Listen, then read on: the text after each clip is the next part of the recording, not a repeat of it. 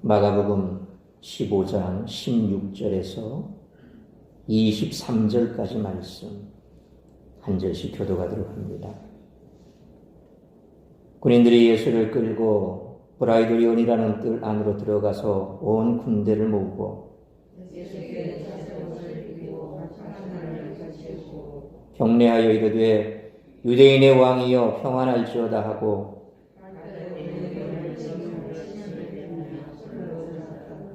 희롱을 다한 후 자색 옷을 벗기고 도로 그의 옷을 입히고 십자가에 못 박으려고 끌고 나가니라.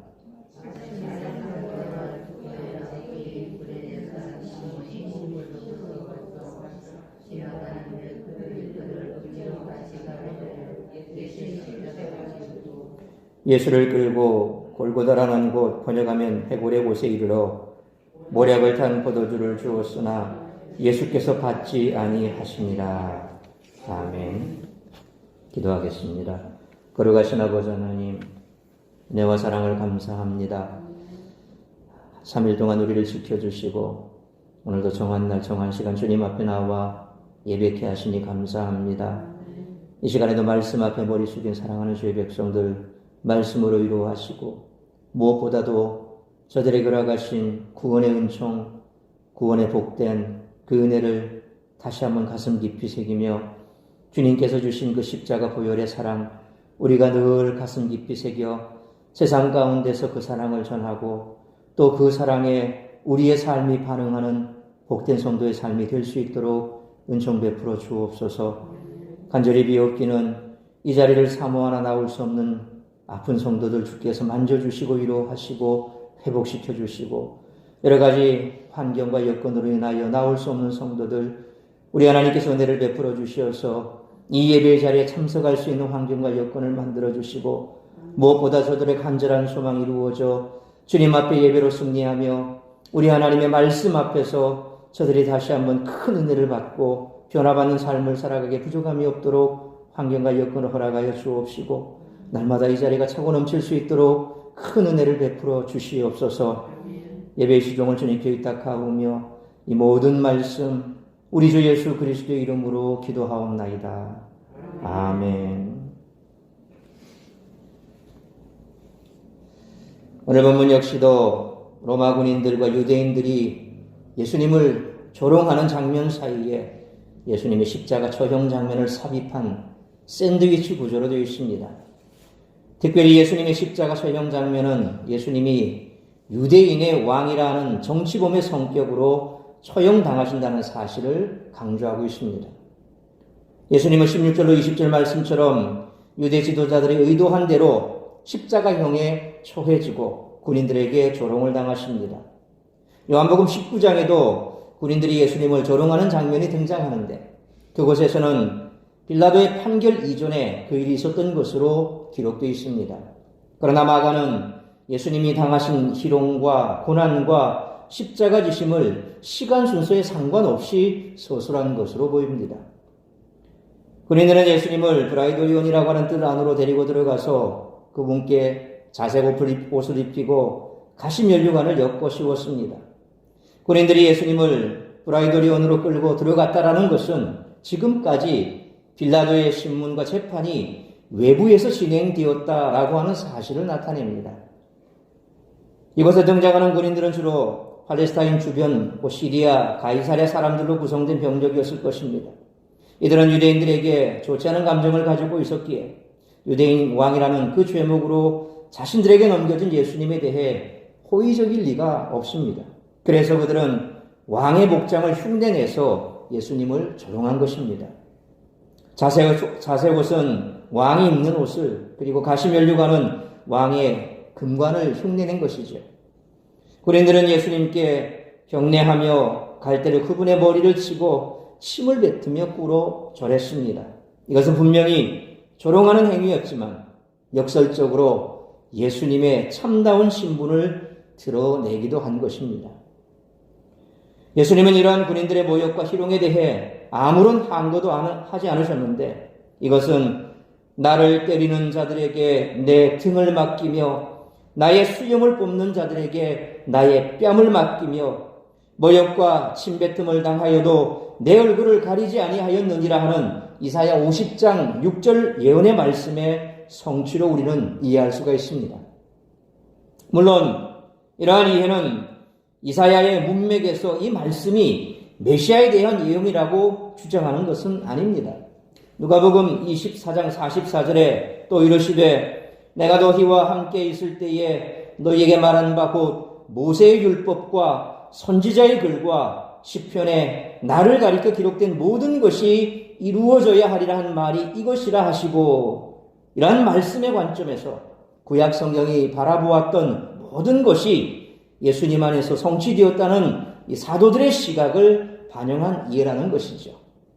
구약시대에 하나님이 말씀을 주실 때 그 당시 사람들은 하나님의 의도를 다 이해하지 못했을지라도 하나님은 그러한 의도를 처음부터 가지고 계셨던 것이죠. 그래서 예를 들면 이사야 53장에 나오는 고난받는 종의 노래, 이사야가 이것을 예수님께서 고난받는다라고 어떻게 생각했겠습니까? 천년 전 다윗이 시편 22편에서 그렇게 고난받는 예수님을 상세하게 묘사했지만 과연 천년 전의 다윗이 그것이 고난받는 예수님이라고 어떻게 생각이나 했겠습니까? 그런데 이 성경의 저자가 누굽니까? 바로 성령의 감동으로 기록되어 있는 하나님이죠. 그러니까 하나님께서 성경을 기록한 그 당시 그 기록자가 정확하게 메시아를 생각했지 않았을지라도 하나님은 그런 의도를 가지고 그 말씀을 기록하게 하셨고, 그리고 그 말씀은 다시금 신약의 예수님께서 이 땅에 오셨을 때 예수님의 입을 통해서 과거의 구약의 율법에서 선지자의 글에서 거기에 나와 있던 모든 것이 바로 나를 통해서 이루어질 것이다. 그것이 나에 대해서 말한 것이다. 예수님 입을 통해서 분명히 말씀하셨죠. 그래서 그 말씀이 이루어져야 하리라. 그렇게 약속하신 대로 구약은 바로 신약에 있어서 이런 사도들의 시각으로 해석된 것을 우리가 그렇게 적용해 보는 것입니다. 이제 군인들은 성에 찰 때까지 예수님을 희롱한 후에 왕을 상징하는 자색 옷을 벗기고 도로 그분의 옷을 입힌 후에 십자가에 못 박기 위한 준비를 시작합니다. 21절 말씀처럼 십자가 형틀이 있는 골고다로 예수님을 끌고 가던 로마 군인들은 시몬이라고 하는 구레네 사람을 붙들어 예수님의 십자가를 지고 가게 했습니다. 당시 십자가형을 선고받은 죄수들은 심한 채찍질을 당한 후에 처형장까지 자신이 처형당할 십자가의 가로대에 해당되는 부분을 직접 지고 가야 했죠. 사실 우리가 영화를 보면 예수님께서 십자가 지실 때 항상 나오는 게 보면 그냥 십자형의 형틀을 메고 가는 것으로 그렇게 많이 나옵니다. 근데 이 역사적인 고증을 보면 사실 그 통으로 전체 십자가형의 모양을 가지고 가는 것이 아니라 이 세로대는 그곳에 있고, 그러니까 그 자기가 박혀야 될 가로대, 이렇게 손이 박혀야 될 가로대만 이렇게 쥐고 가는 거죠. 근데 이 무게도 상당한 무게라고 한답니다. 적어도 60kg 이상 뭐 이렇게 나가는 그런 무게라고 하죠. 통나무로 되어 있으니까. 그러니까 일반 장정이라도 사실 그 무게를 짊어지고 가는 게 어렵죠. 힘들죠. 근데 예수님 어떻습니까? 이미 그 전에 엄청난 채찍질을 당하셨어요. 그러니까 보통 죄수들은 일반적인 채찍질을 당하고 십자가에 매달렸을 때 하루 이상 살아있는답니다. 그래서 그날은 예수님이 십자가에 못 박히신 날이 바로 안식일 전날이었죠. 안식일 전날이니까 빨리 그들이 예수님을 죽이고자 하는 의도에서, 그들의 전례대로 죽이고자 하는 의도에서 예수님을 옆구리를 찔렀죠. 죽은 걸 확인했으니까 다리뼈를 꺾을 일은 없고, 그래서 양편에 있는 두 죄수는 죽지 않았단 말이에요. 그러니까 그 두 죄수들은 다리뼈를 꺾어서 그냥 죽여버린 거고, 예수님은 보니까 죽은 것 같아요. 그러니까 죽었는지 안 죽었는지 확인하기 위해서 로마 병사가 창으로 옆구리를 찔러서 그 찌른 이 창이 옆구리를 통과해서 배까지 들어와서 배가 물이 차 있죠. 그러니까 호흡을 제대로 못하고 그렇게 해서 배에 물이 차니까 거기까지 이르니까 물과 피가 쏟아졌더라. 이렇게 나오는 거예요. 그러니까 그만큼 예수님은 이미 기진맥진한 겁니다. 그렇게 가로대를 치고 가는 그런 고난을 당하신 겁니다. 근데 말씀드린 대로 예수님은 채찍질을 너무 심하게 당하신 상태여서 십자가에 가로대를 치고 갈 수 없는 그런 지경에 이르는 거죠. 그래서 로마 군인들은 십자가의 가로대를 대신 짊어지고 갈 사람을 찾았습니다.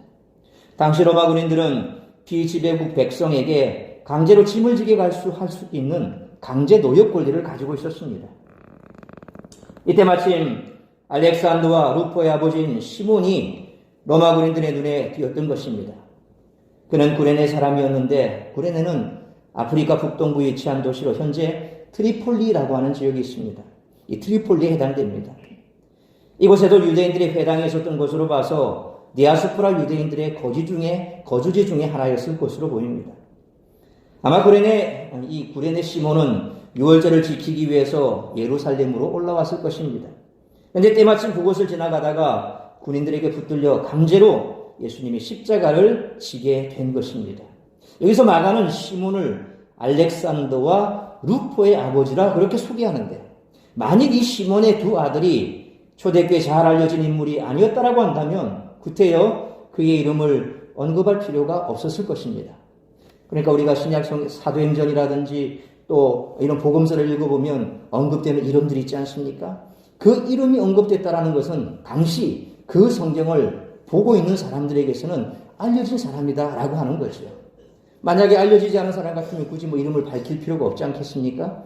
그런데 이 루포와 알렉산더 이 두 사람의 이름은 그대로 소개가 되고 있는 거죠. 그래서 바울은 로마서 16장 13절에서 주 안에서 택하심을 입은 루포와 그의 어머니에게 문안하라. 그의 어머니는 곧 내 어머니라. 그렇게 당부하기도 했습니다. 만일 바울이 언급한 루포가 마가가 언급한 루포라고 한다면 시몬이 예수님이 십자가를 진 것이 그와 그의 가족이 예수님의 제자가 되는 결정적인 계기가 된 것으로 추정할 수가 있습니다.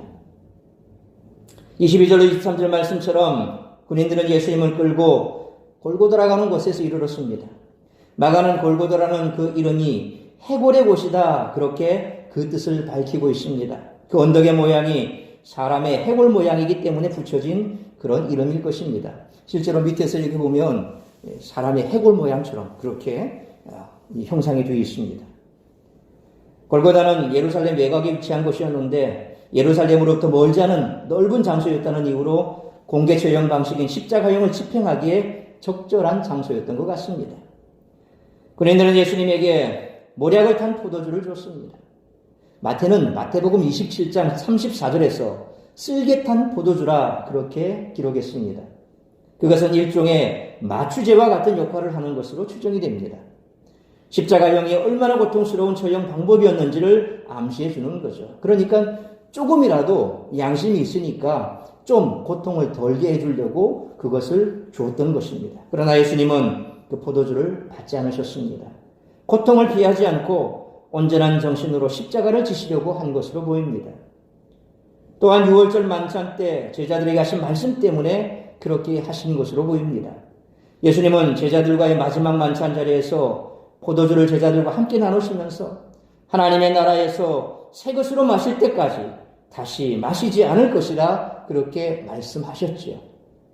그래서 이와 같이 마지막 만찬 때 하셨던 그 말씀을 지키고자 하는 의도도 그 밑에 깔려 있을 것이다.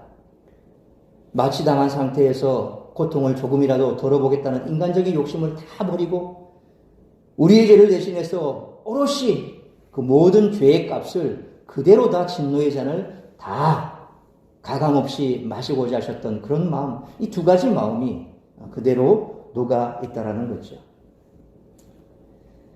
우리는 이 세상에서 돈과 권력을 가진 성공한 사람을 부러워하며 그들처럼 살기를 원합니다. 그러나 이 세상에서 우리가 따라야 할 분은 오직 한 분 그리스도뿐인 줄 믿습니다. 따라서 본문의 말씀을 통해서 우리들이 깨달아야 할 것은 첫째로 16절로 20절 말씀처럼 왕이신 예수님이 십자가 고통을 대신 당하시고 우리를 구원하셨다라는 것입니다. 군인들이 예수님을 끌고 브라이도이온이라고 한 뜰 안으로 들어가서 군대를 모읍니다. 예수님께 자색옷을 입히고 가시관을 엮어 씌우고 경례하며 유대인의 왕이여 평안할지어다 하고 갈대로 머리를 치며 침을 뱉으며 꿇어절하기도 합니다. 이렇게 예수님을 희롱한 후 자색옷을 벗기고 도로 그의 옷을 입히고 십자가에 못 박기 위해 끌고 갑니다. 왕으로 오신 예수님이 우리를 대신해서 이렇게 조롱과 수치와 고통을 당하고 십자가에 죽으신 것입니다. 예수님은 하나님 나라의 왕으로 이 땅에 오셨습니다. 하나님은 다윗 후손 가운데 영원한 하나님 나라를 세울 자가 나타날 것을 약속하셨는데 그분이 바로 예수님이시죠. 죄 가운데 있는 자기 백성을 구원하기 위해 하나님이신 그분이 친히 이 땅에 오신 것입니다. 왕으로 오신 예수님은 죄인 대신 수치와 고통을 당하심으로 구원을 이루신 것입니다. 하나님이신 그분이 인간의 몸으로 오셔서 우리가 받아야 할 모든 죄의 형벌을 대신 받으신 것입니다. 그 십자가 죽음으로 인해 우리를 죄에서 구원하시고 하나님 나라의 거룩한 백성으로 삼아 주셨습니다. 그런데 사람들은 예수님이 하나님이시기 때문에 고난을 쉽게 이겨냈으리라 그렇게 생각을 합니다. 그러나 인간의 죄를 대신 지시기 위해서는 동일한 인간의 몸으로 그 고난을 감당하셔야만 했습니다. 그래서 혹자는 예수님 당시만 하더라도 예수님이 승천하시고 또 난 이후에 이단 가운데 하나가 이 도케티즘 소위 가현설, 예수님께서 어떻게 하나님이 욕된 인간의 몸을 입고 올 수 있느냐? 그럴 수 없다. 그건 가짜다. 그렇게 주장하는 이단도 있었더라는 겁니다. 여러분, 예수님께서는 분명히 인간의 몸을 입고 이 땅에 오셨습니다. 무엇으로 증명할 수 있습니까? 마리아의 몸에서 태어났다는 겁니다. 인간의 몸에서 태어난 정상적인 사람이고 예수님은 성장하셨습니다. 누가복음에 보면 성장사가 그렇게 길진 않지만 나타납니다. 할례도 받으셨고 그리고 또 예수님께서 어린 시절 자라나셨던 그런 모습들을 보여주고 있습니다. 그러니까 예수님은 정상적으로 성장을 하셨고 30세까지는 예수님은 가사일을 돌보시면서 그곳에서 지내셨고 그리고 나사렛에서 나오셔서 이제 때가 되면 세례 요한의 세례를 받으시고 그리고 공생애를 시작하신 거죠. 그러니까 정확하게 예수님은 이 땅에 인간의 몸을 입고 오셨던 분입니다. 그리고 우리를 대신해서 고난을 당하셨습니다. 우리의 죄는 수치스럽고 더럽기 때문에 우리는 영원한 저주와 고통을 받아야 했습니다. 그러나 예수님이 십자가에서 죽으심으로 우리의 죄를 단번에 깨끗하게 하셨습니다. 그러므로 나 같은 죄인을 위해 고통과 고난을 당하신 주님의 사랑을 가슴 깊이 새기며 죄의 사함의 은혜를 받은 자로서 주님 앞에 영광과 찬양을 돌리는 삶을 살아가는 우리 모두가 되시기를 축원합니다. 두 번째로 21절로 22절 말씀처럼 왕이신 예수님은 자신이 가신 십자가의 길을 따라가게 하신다는 것입니다. 예수님은 십자가에 달리시기 위해 골고다로 가십니다. 그때 마침 알렉산더와 루포의 아버지 구레네 사람 시몬이 시골에서 오다가 그곳을 지나가게 됐습니다. 로마 군인들은 억지로 그에게 예수님의 십자가를 지우고 골고다까지 같이 가게 합니다. 그 일이 계기가 되었는지 시몬의 아들 루포는 주님의 신실한 제자가 됩니다. 예수님은 죄인을 구원하기 위해 십자가를 지셨고 구원받은 백성이 시몬처럼 그분이 가신 십자가의 길을 따라가게 하신다는 것입니다. 따라서 예수님의 고난으로 구원받은 우리는 그분을 따라 십자가의 길을 가야 합니다. 우리는 예수님의 십자가 고난으로 구원받은 백성입니다. 주님은 왕으로서 우리에게 그분이 가신 십자가의 길을 따라오라고 말씀하십니다. 그분을 따르기 위해서는 우리 자신을 부인해야 하고 자기 십자가를 지고 예수님을 따라야 합니다. 예수님은 십자가의 길을 통해 부활의 영광을 얻게 하십니다. 주님이 명령하신 십자가의 길은 구원받은 우리가 반드시 가야 할 길입니다. 주님은 그 길을 가는 우리에게 부활의 영광을 누리게 하십니다. 그런데 사람들은 주님의 십자가 은혜를 받아 누리기만 하면 되는 것이다 그렇게 생각을 합니다. 그러나 주님은 그분이 가신 그 십자가 길을 우리도 가야 한다고 말씀하십니다. 주님은 하나님의 뜻을 따라 우리를 구원하시기 위해 십자가를 지고 고난의 길을 가셨습니다. 비록 사탄의 역사와 세상의 방해에 있긴 하지만 만왕의 왕이신 예수님이 십자가로 승리하신 그 길을 우리 또한 걸어가야 한다는 것입니다. 그러므로 십자가의 길만이 참된 믿음의 길이며 영광의 길임을 확신하고 주님의 뜻을 따라 다른 사람을 섬기고 사랑하는 삶으로 나아가는 우리 모두가 되시기를 축원합니다. 세 번째로 마지막 23절 말씀처럼 왕이신 예수님은 십자가의 길을 따르는 우리와 함께 고난당하신다는 것입니다. 예수님이 골고다에 이르렀을 때 로마 군병들은 예수님께 모략을 탄 포도주를 드렸습니다.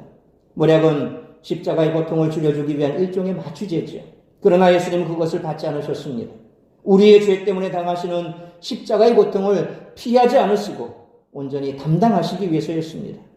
모든 인간의 죄를 대신 짊어지시고 하나님으로부터 부어지는 진노를 그분이 친히 다 받으심으로 우리를 죄로부터 영원히 자유롭게 하셨습니다. 이처럼 예수님은 우리의 죄를 대신 지고 십자가의 모든 고통을 홀로 담당하셨습니다. 모략탄 포도주로 고통을 피하지 않으시고 하나님이 내리시는 진노를 십자가에서 친히 다 받으심으로 우리를 죄에서 깨끗하게 하셨습니다. 예수님은 우리가 주님을 따를 때 당하는 고난과 고통을 외면하지 않으십니다. 주님은 우리의 모든 것을 함께 하십니다. 주님을 따르기 위해 당하는 고통과 고난이 어떠한지 친히 아시고 우리가 그것을 감당하도록 함께 해주신다는 것입니다. 날마다 힘과 능력과 위로를 공급해 주심으로 주님과 함께 이 길을 넉넉히 걷게 하시는 줄 믿으시길 바랍니다. 그럼에도 불구하고 주님이 가신 십자가 길을 따라가는 것은 결코 쉽지가 않습니다. 사탄은 계속해서 우리의 믿음을 흔들고 세상은 끊임없이 우리를 절망시키고 낙담하게 합니다. 주님과 다른 사람을 위해 시간과 물질을 쓰고 희생해도 오히려 이 땅에서 고통과 수모와 오해를 당할 때 시험에 들게 됩니다. 그러나 주님은 우리의 마음과 생각을 다 아시고 우리와 함께 고통을 당하십니다. 자신의 목숨까지 내어주신 왕이시기에 모든 어려움과 고통 속에서도 자기 백성을 끝까지 사랑하심으로 참된 승리를 우리에게 주십니다. 그러므로 십자가로 승리하신 주님께서 우리가 당하는 고통을 피하지 않으시고 함께 하심을 믿고 하늘에서부터 부어지는 참된 위로와 용기를 매 순간 공급받아 날마다 승리하는 삶을 살아가는 우리 모두가 되시기를 축원합니다. 사랑하는 성도 여러분, 우리는 예수님의 십자가로 죄의 사함을 얻은 그분의 백성입니다. 그러므로 오늘도 십자가 붙들고 우리가 걸어가야 할 그 길을 묵묵히 걸어갈 때 우리가 당하는 모든 고통을 주님께서 함께 하심을 믿고 하늘로부터 부어주시는 주님의 위로가 넘치는 삶을 살아가는 우리 모두가 되시기를 주님의 이름으로 축원합니다. 기도하겠습니다. 살아계신 아버지 하나님, 은혜와 사랑을 감사합니다. 오늘도 우리를 주께서 사랑하시어 구원하시고 그 십자가의 은혜를 우리에게 부어주시니 감사합니다. 말로 다 표현할 수 없고 우리가 어찌다 주님의 그 사랑을 헤아릴 수가 있겠습니까? 세상 속에서 주님의 그 십자가의 은혜를 늘 가슴에 새기며 살아가야 하지만 때로는 세상의 파도에 휩쓸려 혹은 세상의 근심, 걱정, 염려에 우리가 묻혀버려서 주님의 그 십자가의 은혜를 잊어버릴 때가 참 많습니다. 다시 한번 이 고난주간을 통하여서 주님의 그 십자가를 가슴 깊이 새길 뿐만 아니라 그 십자가로 구원하신 주님의 그 큰 사랑을 늘 생각하고 세상 가운데서 우리가 올바른 주님의 백성으로 설 수 있는 복된 은혜를 허락하여 주옵소서. 우리가 세상에서 고난을 당하나 이미 주님께서 고난을 당하시고 그 고난의 아픔을 하시기에 우리와 고난을 함께 하시는 줄 믿습니다.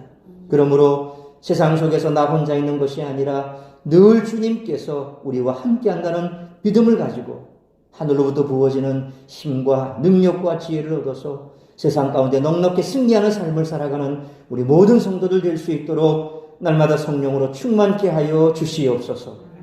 이 모든 말씀 우리 주 예수 그리스도의 이름으로 기도하옵나이다.